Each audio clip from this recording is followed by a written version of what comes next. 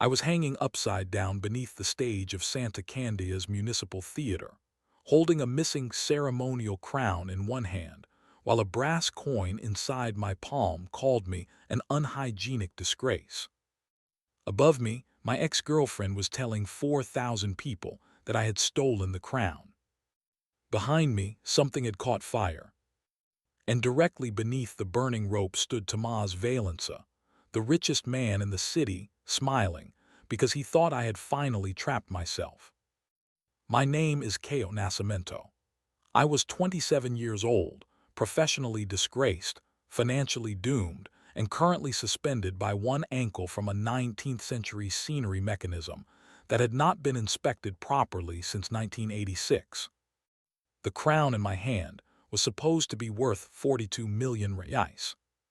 It was fake. The fire was real. And the only reason I knew how to stop the entire theater ceiling from falling was that 4 dead craftspeople were trying to move my body at the same time. That was causing certain coordination problems. Release your left knee, one memory seemed to demand. Turn the pulley clockwise, insisted another. Wash your hands, animal, said the voice in my palm. That last one belonged to Mestre Amaro, who had been dead for almost a century and still had stronger opinions about hygiene than my mother. 5 days earlier, I had possessed none of those problems. I had different problems. Normal problems. My family workshop owed 480,000 reais. My bank balance contained 73 reais and 16 centavos, and a public forgery scandal had turned my name into a joke among every art dealer in Santa Candeia. Honestly, I almost missed those days. Almost. 5 days earlier, I was standing inside Municipal Warehouse Number 3, while city workers prepared to destroy 412 objects removed from condemned buildings. Broken chairs, festival masks, water-damaged paintings, rusted lamps, cracked tiles, religious statues missing fingers, enough abandoned history to furnish the saddest museum in Brazil. I had been hired for one afternoon to identify anything requiring special disposal. Not restoration, disposal. That distinction mattered because licensed restorers were respected professionals. I was the man paid 180 reais to tell a forklift driver which pieces probably contained lead paint. Then Tomás Valença arrived with 3 lawyers, 2 municipal officials and Livia Mura. Livia had once shared my bed, my plans, and approximately half my passwords. Now she directed Tomás's cultural redevelopment campaign and wore a cream-colored suit that probably cost more than my workshop's monthly electricity bill. Tomás looked exactly as expensive as I remembered. White shirt, dark trousers, gold watch, the relaxed smile of a man who had never seen an overdue notice he could not make someone else's problem. He announced that Valença Development had purchased the debt attached to our workshop building. Then he handed me the final notice. 72 hours. That was how long my mother and I had before the property could be seized. I did try to warn you, Tomás said pleasantly. Sentiment is not a business model. He said it loudly enough for the workers to hear. That was his talent. Tomás never shouted. He could humiliate you in the same tone someone used to recommend a restaurant. 2 years earlier, he had arranged for a forged Baroque saint to pass through my workshop. I authenticated it during a live stream watched by 19,000 people. I should have caught the synthetic resin beneath the base. I should have questioned the artificial wormholes. I should not have been so desperate to look brilliant that I ignored 3 details that bothered me. Tomás had built the trap. I had stepped into it wearing polished shoes and a confident smile. Livia looked at the seizure notice, then at me. For half a second, something uncomfortable crossed her face. Then it disappeared. Tomás moved on to inspect a cracked carnival standard scheduled for destruction. It was nearly 2 meters tall, made from warped cedar, faded blue fabric and hundreds of tiny mirrored pieces. The center had collapsed inward around a blackened brass disc. "Garbage," one official said. My hand moved before my pride could stop it. "I'll take it." Tomas glanced at the standard and smiled. "Of course you will." He signed the disposal release personally. That should have worried me. Instead, I carried the broken thing back to our workshop like a man rescuing a treasure, while everyone watched me prove their opinion of me correct. By midnight, I had cleaned 23 brass fragments, repaired 2 concealed copper channels, and discovered that the blackened disc was not decorative. 4 engraved hands surrounded a tiny flame. When I fitted the final copper strip into place, the disc flashed. Heat punched through my left palm. The token vanished into my skin, and an old man's furious voice exploded inside my skull. "Your hands are filthy." I fell backward, overturned a tray of screws, and hit my head on a cabinet. The voice sighed. "Wonderful. After 94 years, I awaken inside an animal." I spent the next 10 minutes arguing with my own hand. That sentence does not improve with context. The brass token sat beneath the skin of my left palm, visible only as a faint four-handed symbol when light struck it at an angle. I tried scraping it with my fingernail. The old man shouted that I was vandalizing municipal heritage. I washed my hands. He became slightly less hostile. His name was Amaro Ferreira, master metalworker and final coordinator of something called the Oficina de Luz. When I asked what that meant, he refused to answer. When your hands become worthy of history, perhaps history will speak to you. Very dramatic. Very unhelpful. The token had one basic function. If I touched a crafted object with my clean, bare left hand, I could experience a brief echo from the person whose work had shaped it most strongly. Not the owner. Not the most famous person connected to it. The maker. Amaro called it a maker's echo. I called it impossible until I touched my mother's wooden spoon. The workshop vanished. For 7 seconds, I was inside the body of a furious woman stirring black beans over a charcoal stove. Sweat ran down my neck. A baby screamed somewhere behind me. A man outside was singing badly and refusing to fetch water. Then I was back in the workshop, gripping the spoon and shouting, "If Paulo sings that chorus one more time, I'll hit him with the pot." My mother, Dona Celina, had entered without me noticing. She stared at me. "Who is Paulo?" "I don't know." "Why do you want to hit him?" "I have several theories." The spoon had belonged to my great-grandmother. Apparently, great-grandmother Iolanda had strong feelings about music and household labor. The token also offered me a temporary trace of her embodied skill. For 12 minutes, I could cook beans exactly as she had. Useful in the broader sense of human civilization. Less useful when the bank intended to take our building in 3 days. I tested the token on everything. A supposedly imperial silver dagger gave me nothing because it had been manufactured in a tourist workshop 8 months earlier. A child's wooden spinning top nearly knocked me over with the concentration of the grandfather who had carved it. An expensive uncut emerald produced complete silence. That was when I realized the token did not detect value. It detected workmanship. A priceless natural stone was just a stone. A cheap handmade object could contain a lifetime. That limitation should have made me cautious. Instead, it made me excited. Some men discover magic and ask what responsibility comes with it. I immediately asked how much money I could make before Thursday. The next morning, I took 70 of my remaining 73 reais and went to the Feira do Arco, a flea market beneath Santa Candeia's old iron railway. The city was already hot. Vendors shouted beneath patched canvas roofs while trains rattled overhead and shook rust into everyone's coffee.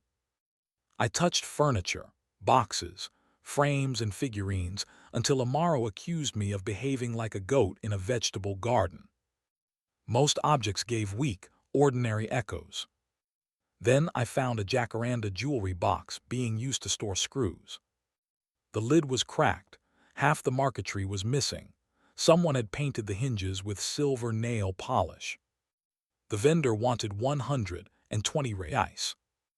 I offered 40. He called me a thief. I pointed out that the box contained 17 rusty screws and the smell of a deceased mouse. We settled at 85. The instant I touched the lid, the market disappeared. I saw narrow brown hands fitting tiny pieces of ivory, substitute, and mother of pearl into a floral design. I felt grief so heavy it seemed to press my lungs flat. The maker turned the unfinished box over, removed the inner lining, and slid a silver dedication plate beneath a false panel. The echo ended. I stood there crying over a man who had died before my mother was born. The vendor slowly took back the coffee he had offered me. I found the hidden plate exactly where the echo had shown me. It bore the name of Dalva Estrella, Santa Candeia's first nationally famous radio singer. That made the box valuable. Restoring it made it dangerous. The token offered 12 minutes of the maker's marquetry skill. My own knowledge told me what materials were appropriate, what adhesives would reverse safely, and which losses should remain visible. The borrowed hands gave me speed. For 12 minutes, my fingers moved with terrifying certainty. Then the skill vanished halfway through fitting the final pedal. I ruined it. Not badly, but enough that I spent 4 more hours correcting my borrowed brilliance with my ordinary training. That was the first lesson the token gave me. A dead master could lend me his hands. He could not lend me judgment. By 6 that evening the box was stable, honest, and beautiful. A radio history collector paid me 14,800 reais. The transfer notification appeared on my phone. I stared at it so long that the collector asked whether the bank had rejected the payment. It had not. I had turned 85 reais into 14,800 in one day. So naturally, I made the mature decision. I told nobody. Not my mother. Not Jonah. Not even the bank. I wanted a bigger victory first. One so undeniable that everyone who had laughed at me would be forced to watch. Jonah Luz found out the next morning because Jonah found out everything. She worked in the municipal archive, where she spent her days protecting documents from humidity, budget cuts, and politicians who believed history became more efficient when thrown away. We had grown up 3 streets apart. She had seen me fall from a mango tree at 11, fail my driving test twice at 19, and wear a white linen suit to my first restoration conference because I thought it made me look sophisticated. It made me look like a nervous waiter. Jonah entered the workshop carrying 2 archive boxes and one expression of deep suspicion. "You sold a Dalva Estrella jewelry box yesterday." "I may have." "You have been banned from 3 auction houses, yet somehow identified a hidden provenance plate in an object from a flea market." "I have excellent instincts." "You once bought a 17th century ship's compass that said, 'Made in Taiwan.' That label could have been added later." She placed the boxes down. "How did you know?" I almost told her. Then I remembered the seizure notice, Tomaz's smile and Livia standing beside him while workers laughed at my carnival standard. I studied the construction. It was not entirely a lie. Jonah knew it was not entirely the truth. That was worse. She had brought records showing that our workshop debt had been divided among 3 Valença-controlled companies. Tomaz could technically delay the seizure or accelerate it. He wants something from you, she said. He wants me embarrassed. He already has that. He paid wholesale. I ignored her and returned to the market. Over the next 2 days, the token made me money, cost me sleep, and repeatedly demonstrated that treasure hunting was less glamorous than internet videos suggested. I found a 19th century devotional frame beneath 6 layers of gold paint. It was worth 9,000 reais. It legally belonged to a small chapel, whose caretaker had sold it without authorization.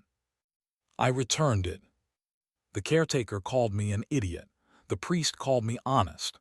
The token called the restoration adhesive inappropriate. I found an engraved brass plate hidden inside a broken tram bell. The plate carried an intense maker's echo from a metal chaser whose fingers moved like music. A collector offered 6,000 reais. The Municipal Transport Museum produced acquisition records proving the bell had been stolen in 1974. I returned that too. By lunchtime, I had discovered 20,000 reais in objects and earned exactly 0. Amaro sounded pleased. History is not an orphan merely because you found it unattended. I hated when the dead man made sense. My third find was legal. A water-damaged theater poster had been mounted on a hand-carved backing board. The paper was worthless. The board contained an echo of a stage carpenter constructing a folding mechanism with 6 concealed joints. I bought it for 160 reais. The borrowed joinery skill lasted 12 minutes. This time I prepared everything first: clamps positioned, adhesive measured, replacement wood cut close to size, no dramatic improvisation. The restoration succeeded. When I finished preserving more than 70% of the original material, something changed. The skill did not disappear completely. My hands still understood the joint. Not perfectly. Perhaps 1/20th of the master's ability remained, mixed with my own. Permanent learning. That was when the token became more than a way to find objects. It became a way to grow. The rule was strict. I had to complete an ethical restoration. I could not steal an object, strip it for valuable parts, or destroy original material to force the skill into me. Amaro had built morality directly into the mechanism, which was inconvenient, but probably wise considering my financial situation. By Wednesday afternoon, I had earned 31,000 reais from 4 legitimate sales. Then Tomás walked into the workshop. He examined the repaired jewelry box photographs pinned above my bench. His eyes moved to the restored backing board and then to my hands. Tomás noticed details. That was what made him dangerous. "I'm impressed," he said. "I'll alert the newspapers. I was wrong about your resilience. You were wrong about several things. We can make a list." He placed a contract on my workbench.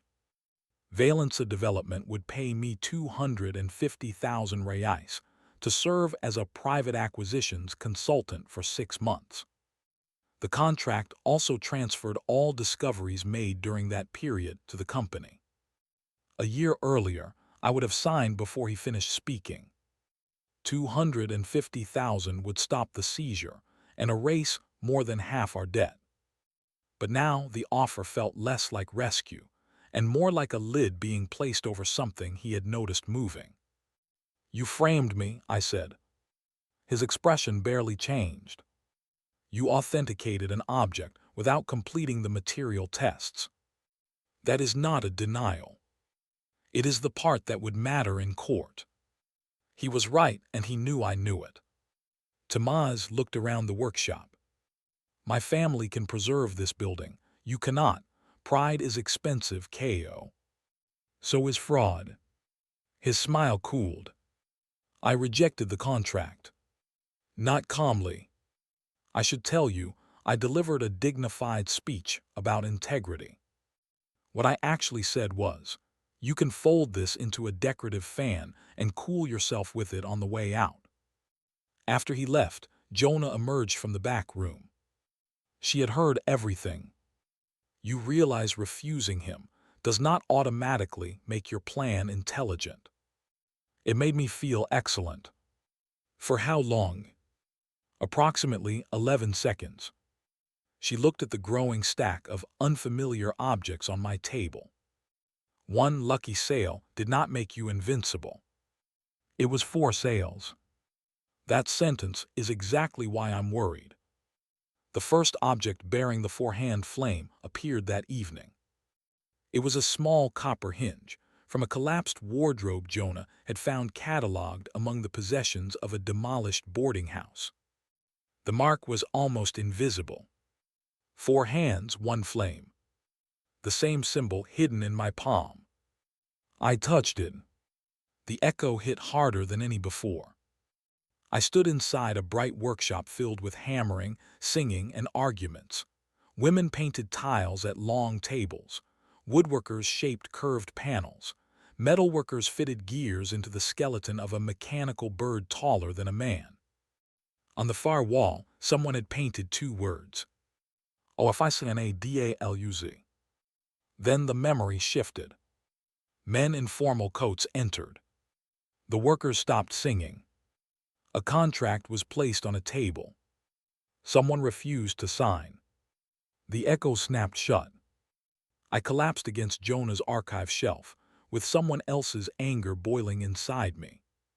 For several minutes, I could not speak without wanting to accuse every well-dressed man in Brazil of theft. Jonah gave me water and waited. I finally told her everything. The token, Amaro, the echoes, the temporary skills, the emotional transfer. She listened without interrupting, which was far more frightening than disbelief. When I finished, she said, "Touch the spoon." What? The spoon you claimed gave you opinions about Paulo. I touched it. Great-grandmother Iolanda returned with her beans and fury. This time, while the 12-minute cooking skill filled my hands, I prepared lunch in Jonah's archive kitchenette. She tasted the beans. Then she stared at my palm. Your magical dead artisan is correct about one thing. Which thing? You really should wash your hands more often. That was how our partnership began. Jonah traced the 4-hand symbol through municipal records. I searched markets and condemned buildings for objects carrying related echoes. We found 6. A painted tile from a demolished public bath. A brass mechanism from the old tram depot. A cedar panel beneath a restaurant counter. A set of theater pulleys sold as garden decoration. A cracked parade lantern. And a mechanical bird no larger than my forearm, sealed inside a box in the basement of a retired watchmaker. The bird was made from copper, jacaranda, and blue glass. One wing was missing. Its internal gears had fused with rust. The token reacted so strongly that my fingers went numb.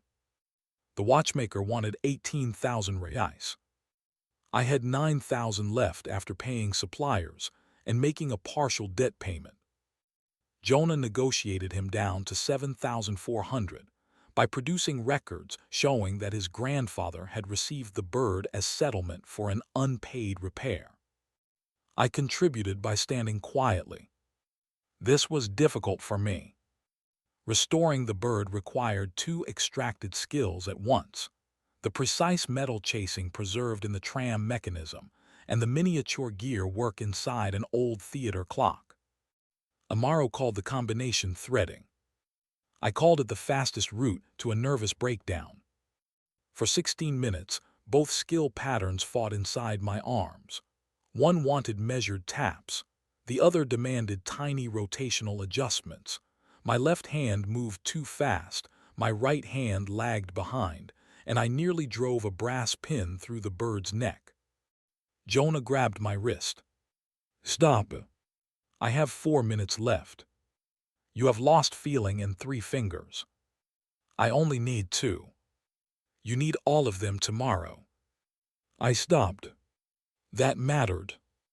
The old version of me would have continued until I succeeded, or destroyed the object. We finished the bird over 9 hours using 3 controlled extractions and my ordinary training between them. At dawn, it opened its blue glass eyes. It hopped twice across the workbench, bowed to Jonah and bit me. Then it began tapping its beak against the wood in a repeating pattern. 4 taps, pause, 7 taps, pause, 2 taps. Jonah found the sequence in an old municipal theater plan. Room 472. A sealed storage chamber beneath the eastern stage. That should have been our breakthrough. Instead, I woke the next morning with an engraving tool in my hand. I had carved the 4-hand flame across half my kitchen table while asleep. Not badly either. The lines were beautiful. They were also not mine. My fingers kept twitching after I put the tool down. A dead engraver's obsession with symmetry hummed beneath my skin. Jonah saw the table and went pale. You cannot keep stacking people inside yourself. They're skills, not people. You cried for 40 minutes over a daughter you never had. That was temporary. You threatened a radio because its singer was flat. He was extremely flat. She did not laugh. The mechanical bird tapped again. 472. Below the theater, something waited. And judging by the way Tamaz had watched my hands, we were not the only people beginning to understand that. Room 472 no longer appeared on modern theater plans.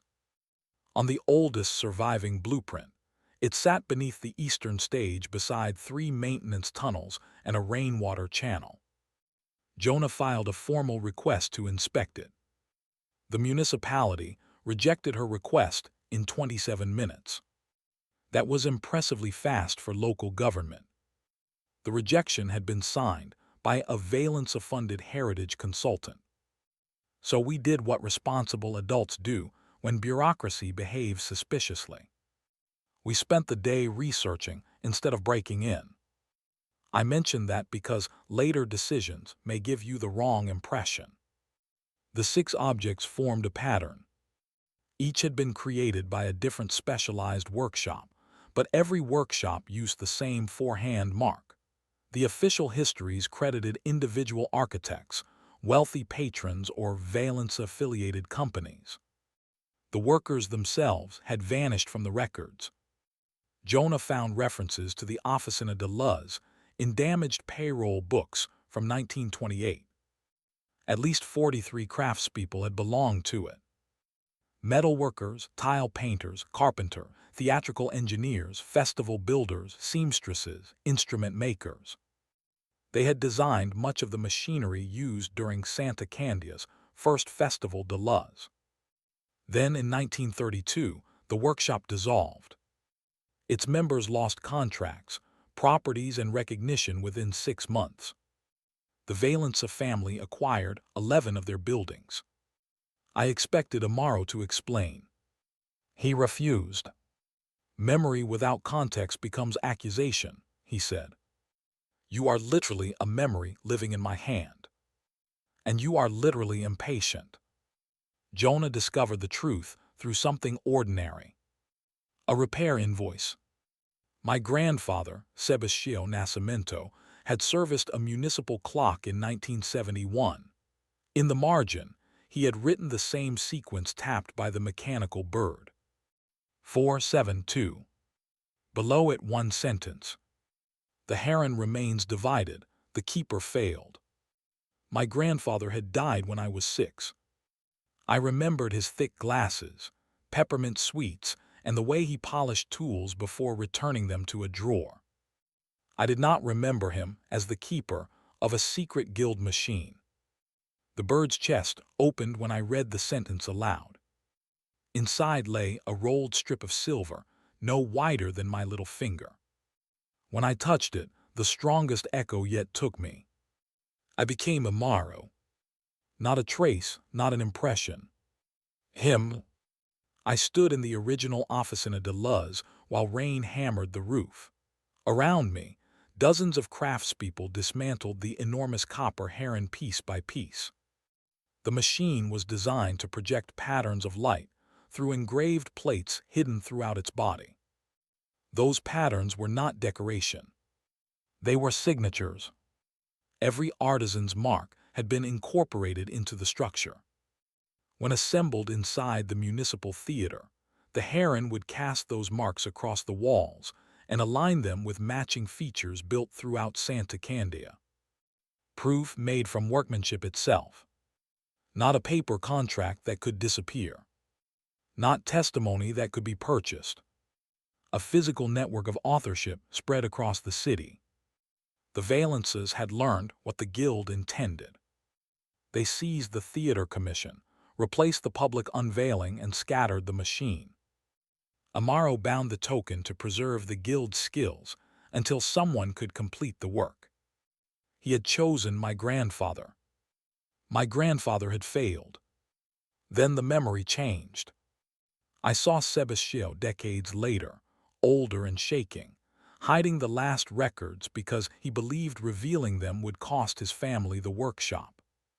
He had chosen safety. The same choice I was trying to make. When I returned to myself, I was on the floor. Jonah knelt beside me. I could barely breathe. The token had not awakened because I had good instincts. It had not selected me to become rich. It had found the last descendant of a man who left a responsibility unfinished. Everything I had been chasing suddenly felt small. The money, the sales, the fantasy of walking into an auction house while everyone applauded. I had thought the story was about proving that Tomás had underestimated me. It was about 43 people whose names had been removed so thoroughly that their own city admired their work without knowing they existed. The heron has 4 principal components, Amaro said. His voice had lost its usual irritation. You possess 3 paths to them. And the 4th? Room 472. Jonah closed the archive ledger. We request emergency heritage access again, this time with the supporting evidence. That could take weeks. The festival is in 3 days. Exactly. She looked at me. No. I did not say anything. You made your tunnel face. I do not have a tunnel face. You have had the same face since you were 14 and climbed into the drainage channel beneath Rua Azul. That expedition recovered 2 footballs and a skin infection. She made me promise not to enter the theater alone. I promised. At the time, I intended to keep that promise. Then Tomás announced the festival auction. The centerpiece would be Santa Candeia's lost ceremonial crown, recently rediscovered in a private Valença collection. Expected value, 42 million reais. The photograph showed 4 engraved hands surrounding a flame. Tomás had found the 4th component first. I broke my promise to Jonah at 2:13 the next morning. There is no elegant way to say that. I left my phone in the workshop, used the old rainwater channel to reach the theater basement, and told myself I was protecting her. That is the lie proud people use when they want complete control without admitting it. Room 472 was behind a brick wall built during a 1964 renovation. The borrowed stage carpentry skill showed me where the original doorway had been framed. I removed 6 bricks, squeezed through, and entered a chamber full of dust, copper wire, and collapsed wooden racks. At its center stood the body of the copper heron. 3 meters tall. Headless, wingless, dark with corrosion. Even incomplete, it was magnificent. Blue glass channels ran through its chest. Hundreds of thin engraved plates overlapped like feathers. A circular opening waited where the crown-shaped crest should have connected. I touched the frame. 43 echoes struck at once. My knees failed. Hands shaped metal, mixed pigment, stretched fabric, cut gears, filed teeth, bent wire, argued, laughed, sang. Then fear flooded the room. Men entered through the upper corridor. Not memories. Security guards. The lights came on. Tomás stood behind them. He had not guessed where I would go. He had arranged for me to lead him. The rejected archive request, the public crown announcement, even the conveniently incomplete security around the drainage channel had all been bait. Tomás was not stupid. That would have made my life much easier. You always need an audience, he said, even when you believe you are working alone. I tried to reach the heron's chest. A guard blocked me without striking. Another photographed the broken wall, my tools, and the exposed machine. Perfect evidence of unlawful entry and attempted removal. Tomás walked around the heron slowly. My great-grandfather's journals mentioned a mechanical installation beneath the theater. We never found it. It did not belong to your family. Ownership is a legal condition, not an emotion. He removed a blue glass assembly from the heron's side. The token burned. That component contained the threading core, the mechanism that synchronized the engraved plates. Tomás had no idea what it did. He only knew I wanted it. That was enough. The police arrested me at 3:06. By breakfast, Livia's campaign office had released security footage showing the disgraced former restorer tunneling into a protected municipal theater. My old forgery scandal returned to every news feed. The headline used most often was Fallen Appraiser, TARGETS Festival Treasure. I spent 11 hours in a holding room smelling old coffee and disinfectant. Jonah did not answer my calls after I was released. When I reached the workshop, she was waiting beside my carved kitchen table. You promised. I knew Tomás might be watching you. You knew he might be watching you. You went anyway. I found the heron and lost a component to him. I can recover it. You are not listening. I was trying to keep you safe. No, you were trying to keep the part where you get to be the hero. That landed harder than anything Tomás had said. Jonah placed her archive keys on the table. I will not help someone who treats trust like a tool he can borrow when convenient. She left. I wanted to follow her. Instead, my left hand seized. My fingers curved as if gripping an invisible chasing hammer. My right wrist began rotating in the tiny measured movements of a watchmaker. My shoulders shifted into the posture of a stage carpenter lifting weight. 3 masters tried to work through me. I could not stop them. I knocked over a tray, split my lip on the bench, carved a perfect spiral into the floor before wrapping both hands in a towel and sitting on them. Identity bleed. Amaro had warned me. Jonah had warned me. Apparently, warnings only became audible after I had ruined something. At noon, Tomás held a press conference inside the theater. He announced that the newly recovered mechanical bird structure would be incorporated into the festival exhibition. He presented the blue glass core as proof that the crown had belonged to the original installation. He had taken an object he did not understand and used it to strengthen the history he wanted to sell. Then he announced that the crown auction would occur at 9 the following evening. The workshop seizure would proceed the morning after. I had less than 33 hours. No access to the theater. No ally. Unreliable hands. And exactly the public reputation Tomás needed me to have. That afternoon, he sent a car for me. The driver delivered me to the top floor of the Valença tower, where Tomás had placed the false crown beneath museum glass. Up close, I saw modern welds beneath the gold surface. The crown was not merely connected to the heron. It had been manufactured recently to imitate the missing crest. Tomás poured 2 glasses of mineral water. Then he offered me 3 million reais. 3 million reais would have solved every problem I had admitted to having. The workshop debt would disappear. My mother could retire.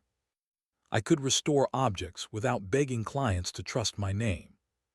Tomaz would publicly describe the theater incident as a misunderstanding and appoint me chief conservator for the Valença Foundation. All I had to do was certify the crown as genuine, surrender the token, and withdraw every claim concerning the Oficina de Luz. He knew about the token. Not exactly what it did, but enough. Security footage had captured the symbol glowing beneath my skin when I touched the heron. "You think I destroyed your reputation because I hated you," Tomaz said. "I did it because you were talented and uncontrolled. Talent without structure is dangerous." That almost sounds like praise. It is an assessment. He was not entirely wrong. That was the worst part. He offered me a pen. I imagined the bank notice disappearing. I imagined my mother sleeping without pain in her hands. I imagined never again entering a room and watching people remember the live stream where I authenticated a forgery. For perhaps 10 seconds, I intended to sign. Then I looked at the crown. The token gave no maker's echo from its golden shell. Mass-produced components, computer-cut patterns, artificial wear. No life inside it. Tomaz was offering me security in exchange for helping an empty object replace 43 real people. My grandfather had made that choice. He had preserved the workshop and buried the truth. I put the pen down. "You framed me because you knew I wanted applause more than accuracy." Tomaz said nothing. "You were right about that version of me." I stood. "But you keep making the same mistake. You think everyone has a price because you have never learned the difference between price and value." He did not become angry. He simply nodded toward the door. "The seizure team arrives Friday at 8. My mother was repairing a cracked festival saint when I returned to the workshop. Her hands trembled badly enough that the brush clicked against the ceramic bowl. I told her everything. Not the polished version. The ugly version. The token, the money, Jonah, the tunnel, the offer I had nearly accepted. When I finished, she asked one question. "If you save this building by helping him erase those workers, what exactly have you saved?" I looked around the workshop. The benches my grandfather had built. The cabinets my mother had painted. The cracked floor where I had learned to sand without cutting across the grain. Walls were not the same as what happened inside them. I had been fighting to preserve the shell while repeating the failure hidden in its foundation. That night, I went to Jonah's apartment. She did not invite me in. I apologized in the corridor, while her neighbor listened through a door so openly that I could see one eye beside the frame. I told Jonah she had been right. Not right, but not right from her perspective. Just right. Then I gave her the token research, my grandfather's notes, photographs of every object, and the full record of Tomaz's offer. "No more hidden pieces," I said. She studied me. "What is your plan?" "I do not have one." That finally surprised her. "I know what I want. I want the heron completed and the guild recognized, but I do not know how to get there without making everything worse." Jonah opened the door wider. "Good, your plans are exhausting." We worked until dawn. She discovered that the festival demonstration schedule included a 15-minute conservation presentation before the auction. The original presenter had withdrawn after my arrest because he did not want his reputation connected to the controversy. Livia controlled the replacement slot. Jonah contacted her. I expected refusal. Instead, Livia agreed to meet us in an all-night bakery near the harbor. She looked tired without the campaign lighting and perfect posture. Tamaz had told her the crown was supported by private family records. After seeing my tunnel arrest, she had begun reviewing those records herself. 3 invoices were dated before the companies issuing them existed. She had also found payment to the workshop that manufactured the crown's internal frame 11 months earlier. Livia did not apologize yet. She simply slid copies across the table. "I helped him make the story believable," she said. "I'm not helping him finish it." Her decision gave us access to the stage, but not control of it. Tamaz would expect a challenge. We needed evidence he could not dismiss as forged documents or supernatural claims. So we would complete the heron in front of the audience. Jonah would manage the historical proof and evacuation authority. Livia would keep the official cameras recording. I would restore the machine. There was one problem. The full heron required 4 simultaneous skill patterns. Amaro revealed the token's final function. The chorus. For 9 minutes, I could synchronize 4 makers' echoes through my body. After that, either I released them voluntarily or risked losing my own motor identity beneath theirs. 9 minutes. 43 dead artisans. 1 damaged machine. And a theater full of people who already believed I was a criminal. It was not a good plan. It was simply the first plan I had ever made that did not require me to be the only person who mattered. At 8:37 the following evening, I walked onto the stage of the Municipal Theater while 4,000 people murmured like a storm trapped indoors. The Festival de Luz was Santa Candea's proudest annual performance. Hundreds of suspended lanterns glowed above the audience. Musicians filled the balconies. The restored facades outside had been lit in gold and blue. Every major television station in the state carried the broadcast. At center stage, beneath a glass case, rested the ceremonial crown. Behind it stood the incomplete copper heron. Tamaz had displayed the machine as supporting decoration. That insult saved us time. Livia introduced me as an independent conservator, invited to address questions regarding the crown's construction. The audience reacted exactly as expected. Some laughed. Some booed. Several people lifted phones. Tamaz stood beside the mayor and 3 international buyers, perfectly composed. I began with the visible evidence. The gold surface contained artificial sulfur tunning. The welds used a modern alloy. The internal padding included synthetic fibers unavailable before 1948. Tamaz's expert stepped forward with laboratory certificates disputing me. He had prepared. The certificates were authentic. The samples were not from the crown. Jonah displayed the custody discrepancies through the theater's presentation system. Tamaz countered with family journals identifying the crown as the original crest of the copper heron. He even produced photographs. For several minutes, he controlled the room. That was his skill. He did not merely deny evidence, he provided a cleaner story. Then he turned toward me. "Mr. Nascimento has already mistaken a modern forgery for a historical masterpiece once. Last night, he illegally entered this building carrying extraction tools. Ask yourselves whether this is scholarship or desperation." The audience shifted. He had chosen the correct wound. My face from the old live stream appeared on the screen behind him. 2 years younger, smiling, confident, wrong. I wanted to attack him.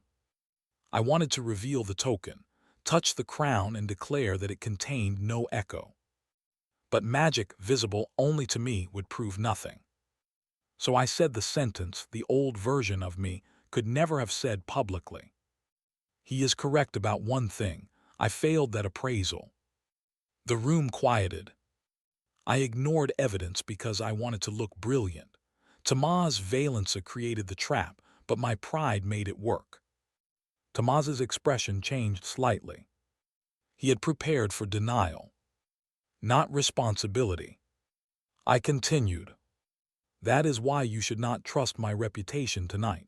Trust the construction. Jonah activated the first archived diagram. Livia ordered the camera team closer to the heron. Then every stage light went out. For 1 second, the theater became black. A metallic snap sounded above us. The lantern canopy lurched. People screamed. Emergency lights came on red. One of the main suspension ropes had ignited near the upper rigging. Fire raced along an old treated cord, while the 12-ton lantern structure tilted toward the eastern seating section. The sabotage was simple and clever. Someone had replaced the fireproof rope with decorative cord, then overloaded the counterweight. If the canopy fell, hundreds could be injured. At the same moment, a section beneath the heron opened. The real blue glass core dropped into view below the stage. Tomaz's people had hidden it there, probably intending to remove it after the auction. I had 2 choices. The core was less than 8 meters away. With it, we could complete the machine and prove the guild's authorship. Above me, the support ropes were failing. For half a heartbeat, I looked at the core.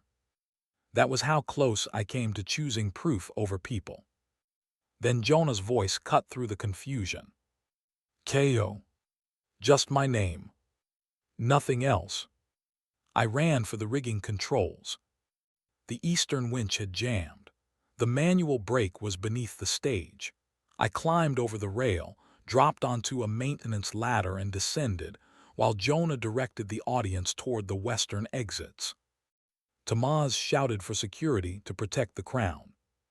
Livia turned the broadcast cameras toward the failing mechanism instead. That decision destroyed him. The entire city watched as his guards surrounded a fake object, while volunteers helped families escape. Below the stage, heat rolled through the timber supports. I reached the brake assembly and touched the scorched housing. Stage carpenter, clockmaker, metal chaser, structural joiner. 4 skill patterns opened inside the token. The chorus lasts 9 minutes, Amaro warned. Release before the final bell. My hands were covered in soot. The token refused to activate. Your hands, Amaro said with unbearable disgust. I am under a burning theater. History has standards. A silver tray had fallen from the VIP table above. 1 untouched glass of imported sparkling water rolled against the ladder. I grabbed it, washed my left hand and poured the rest over my head. Somewhere in the chaos, a politician shouted about his beverage. The token ignited. 4 dead masters entered my body. And I understood exactly how badly the theater had been built. The chorus did not make me stronger. It made me crowded. My left hand understood the brake teeth. My right recognized the damaged gear ratio. My shoulders calculated the load across the timber frame. My feet positioned themselves according to a stage carpenter who had worked barefoot and distrusted ladders. For the first 30 seconds, I moved beautifully. Then the masters disagreed. The clockmaker wanted precision. The carpenter wanted speed.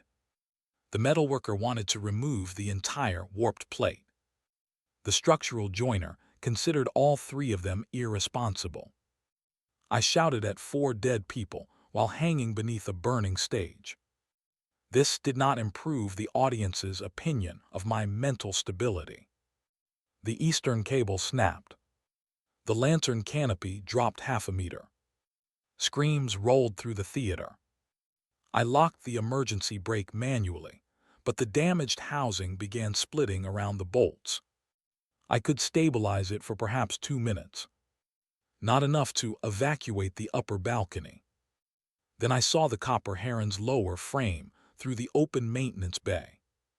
Its main spine had been designed as a counterweight distributor. The machine was not merely artwork.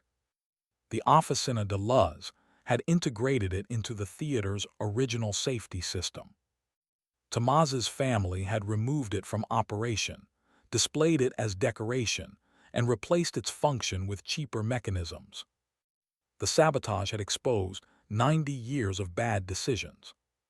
"Jonah," I shouted. She appeared at the opening above. I explained in approximately 12 frantic words. She understood in 8. That was one of the reasons I needed her. She redirected 2 stage technicians to release the heron's mounting bolts. Livia brought the blue glass core from beneath the platform, while security argued about whether she was authorized. She told them the whole event was live. They became extremely cooperative. Tomás reached the stage and tried to stop her. Not physically. Tomás did not behave that way in public. He warned that moving the mechanism could destroy a protected artifact. Jonah answered, "Then perhaps your company should not have connected a protected artifact to a failing load system." The technicians lowered the heron's spine toward me. I fitted it across the splitting brake housing. The structural load shifted. The canopy stopped descending. Applause started somewhere above. Too early. The fire had reached the western chord.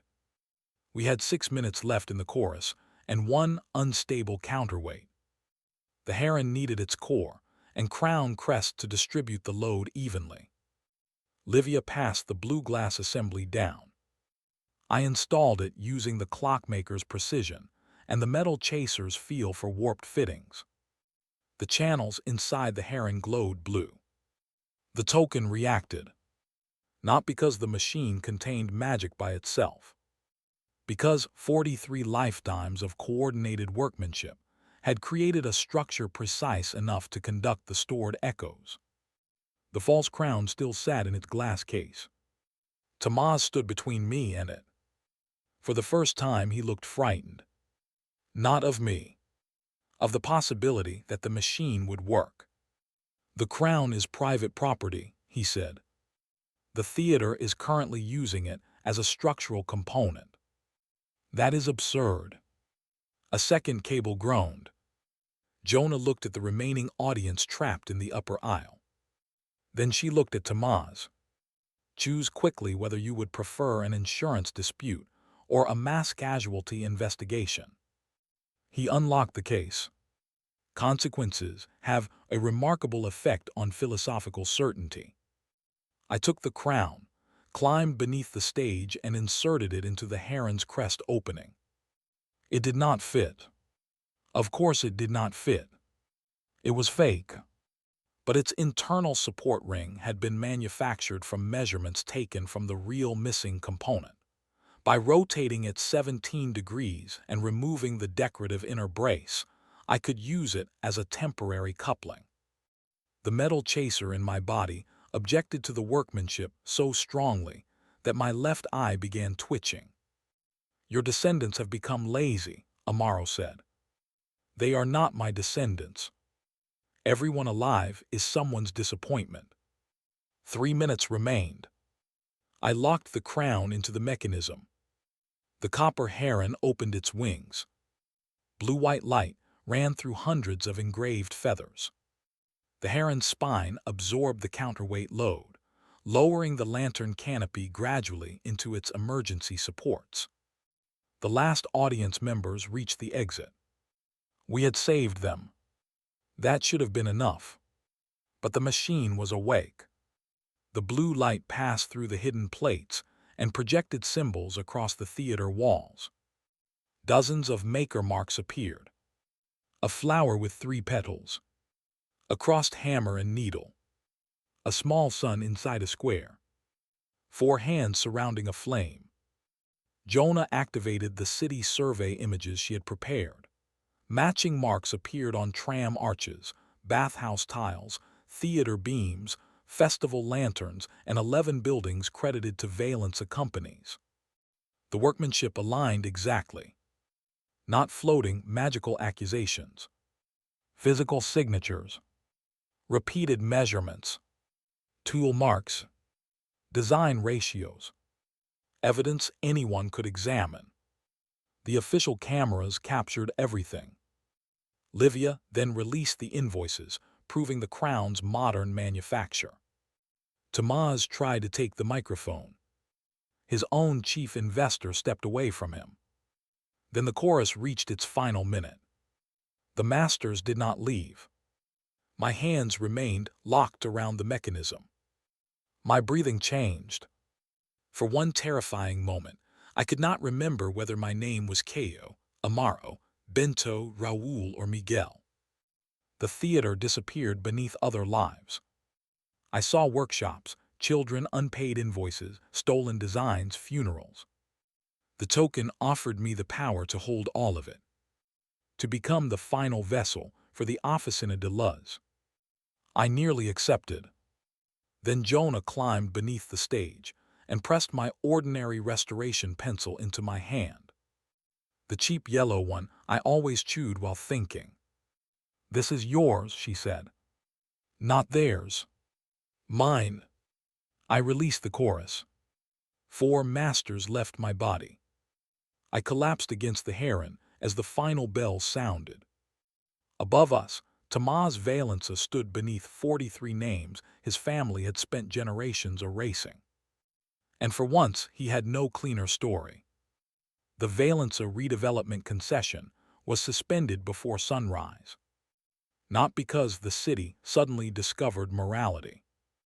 3 international investors withdrew. The theater insurer opened a negligence investigation, and the live stream had already been viewed 6.8 million times. Institutions often locate their conscience shortly after locating their financial exposure. The crown was seized as evidence.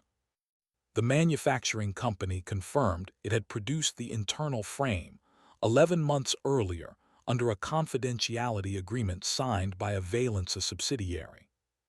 The replaced fireproof ropes had been purchased by another subsidiary 3 weeks before the festival. Tomás claimed the substitution was unauthorized. Then Livia provided messages showing he had ordered the safety inspection shortened to prevent delays around the auction installation. He had not ordered anyone to start a fire. The investigation suggested the ignition came from an overloaded lighting connector. That almost made it worse. The disaster had not required a dramatic murder plan. It came from cutting costs, hiding evidence, and assuming reputation could control whatever happened next. Tomás was removed from executive control while fraud, heritage theft, bribery, and reckless endangerment cases proceeded. 11 properties acquired through falsified guild debts entered restitution review. Valença Development was ordered to place 18,600,000 reais into an emergency preservation fund. Several officials who had treated Tomás like weather suddenly remembered they had always found him concerning. "He never begged me." I am glad. Begging would have made him smaller than the choices he made. The last time we spoke, he stood outside a preliminary hearing wearing a plain dark suit without his usual gold watch. "You understand this district still needs investment," he said. "Yes. Those workshops will not survive on recognition alone." "I know." He studied me. He had expected triumph, perhaps cruelty. What he found was agreement without surrender. "That was always your advantage," I told him. "Some of your observations were correct. You just thought being correct about the problem gave you ownership of everyone affected by it." He looked toward the courthouse doors. "My family built half this city." "No, your family invoiced for it." That was the closest I came to gloating. Livia resigned from the Valença campaign and turned over all remaining records. Her apology happened in the workshop 3 weeks later. No cameras, no dramatic reign, no request to return to the past.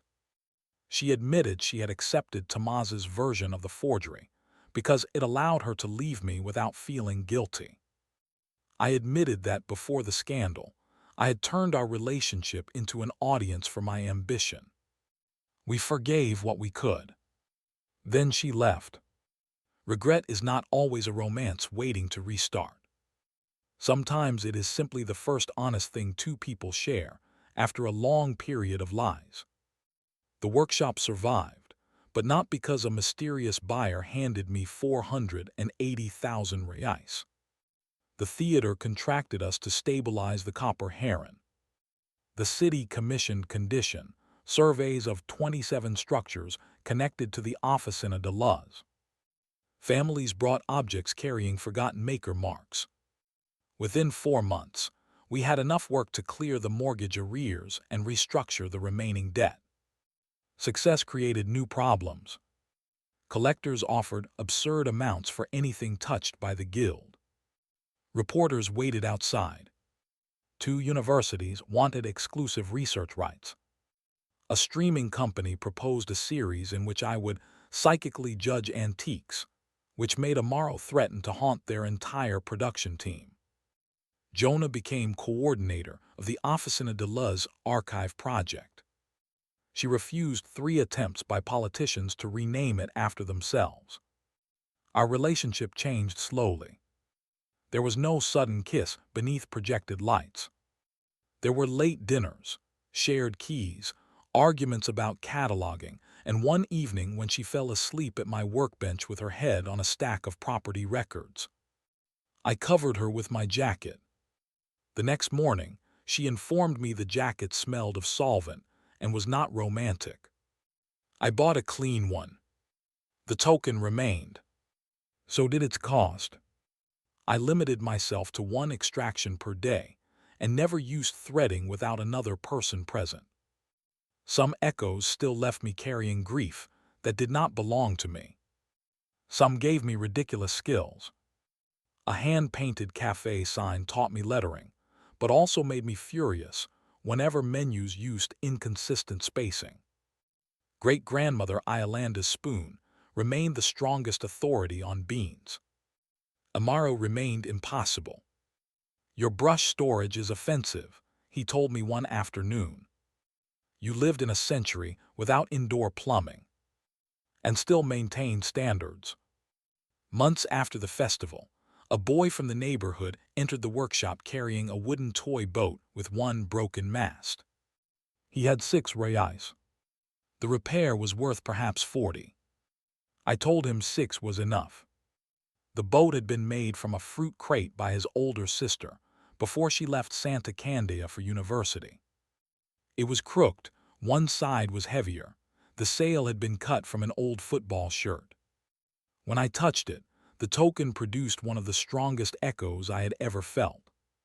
For 7 seconds, I became a 17-year-old girl working at a kitchen table after midnight. She measured the little hull twice, cut it wrong anyway, laughed quietly so she would not wake her brother, then carved his initials beneath the deck where only he would know to look. The echo ended. I sat holding a toy worth almost nothing while love pressed against my ribs with enough force to hurt. Why is it so strong? I asked Amaro. His answer came more gently than usual. Because you are still confusing treasure with price. I repaired the mast using my own hands. No extraction. No borrowed master. Just the skills I had earned, the patience I had nearly learned, and a boy watching from the other side of the bench. When I returned the boat, he held it as carefully as Tomás had held the 42 million real crown. That was when I finally understood what the token had been trying to teach me from the beginning. I thought the dead had given me a way to find treasure. What they actually gave me was the ability to notice how much of it disappears when nobody remembers the hands that made it.